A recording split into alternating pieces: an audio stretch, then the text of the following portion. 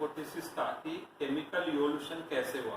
Chemical evolution का hypothesis दिया था, आपको मालूम होगा कि इसका हाइपोथेसिस था ओप्रिन एंड हेल्डेन। उनने बोला था कि लाइफ केमिकल इवोल्यूशन से, इसको प्रैक्टिकली प्रूव करने के लिए 2 साइंटिस्ट आए थे, उरे एंड मिलर। उन्होंने एक एक्सपेरिमेंट सेट किया। लेट्स सी हियर, यहाँ पर एक वेसल लिया और वेसल में बॉइलिंग वाटर रखा। बॉइलिंग वाटर मतलब एक किसके एक ऐसे करने लगा ओशन। आपको मालूम उस समय अर्थ बहुत हार्ड थी, वहां जो पानी था वो क्या हो रहा था, बॉइल हो रहा था। और बॉइलिंग वाटर के रूप में यहाँ पर उन्होंने किसको एक एज ए ओशन के रूप में इसको दिखाया। And this boiling water is vapour में कन्वर्ट होके कहां पर जा रहा है, it goes to the atmosphere, it goes to the atmosphere. And in atmosphere के जैसे उसने एक वेसल लिया जिसमें 2 इलेक्ट्रोड की मदद से स्पार्क कराया और स्पार्क में टेम्परेचर कितना रेस किया, 800 degree centigrade, near about 25,000 current वहां पर जनरेट इलेक्ट्रोड से किया और टेम्परेचर कितना रेस हुआ, 800 डिग्री सेंटीग्रेड। ये क्या इंडिकेट करता है, this is an indicating that in the atmosphere there was the continuously ultraviolet radiation and sparking lightning is there that create the high temperature. So it considered as a atmosphere. Here it put the ammonia 1%, methane 1%, ammonia 2%, hydrogen 2%, ratio लिया 1:2:2 and water.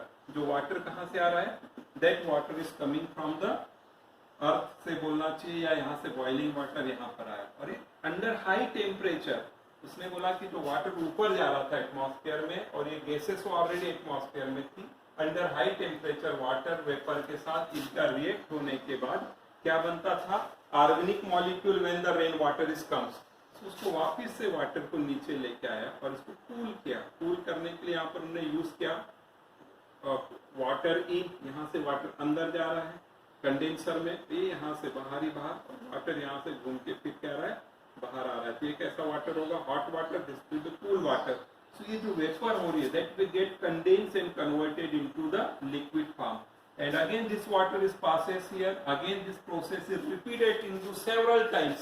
कई महीनों तक इस process को continuously करते रहे, 1-2 दिन की बात नहीं थी, सेवरल मंथ या 2-3-4 मंथ कंटिन्यूअसली, क्योंकि एटमॉस्फेयर में अर्ली में क्या हुआ, वाटर आ रहा है फिर ऊपर जा रहा है फिर वापस, and after several days he collected the material, here is the trade. और ये वाटर में उन्होंने जब देखा, इसका एनालिसिस किया तो उसको यहाँ पर क्या मिले, ऑर्गेनिक कंपाउंड। ऑर्गेनिक कंपाउंड जैसे amino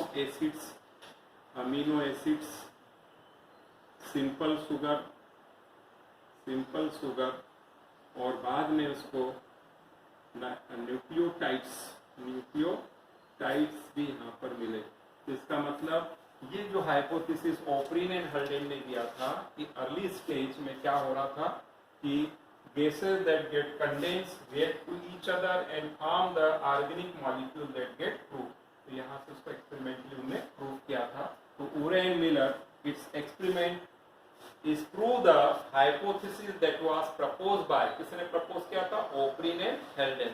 Once this organic compound is formed, simple organic compound, आपको मालूम है simple organic compounds, amino acids, simple sugar and nucleotides are formed. So these are the basis of protein. Amino acids से आप क्या बनेगा, then amino acids form protein, और ये proteins then form the microsphere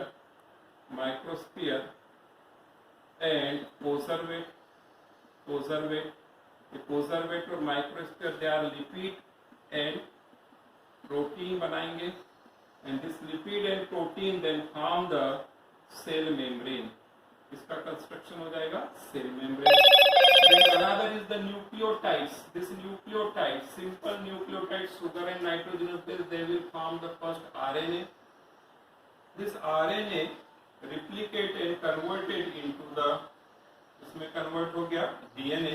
Now this RNA give the messenger RNA and also help for the protein synthesis. So protein synthesis.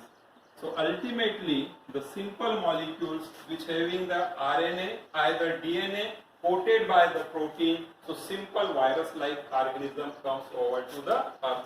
So this is all about the Urey experiment, which experimentally prove the O'Brien and Haldane experiment.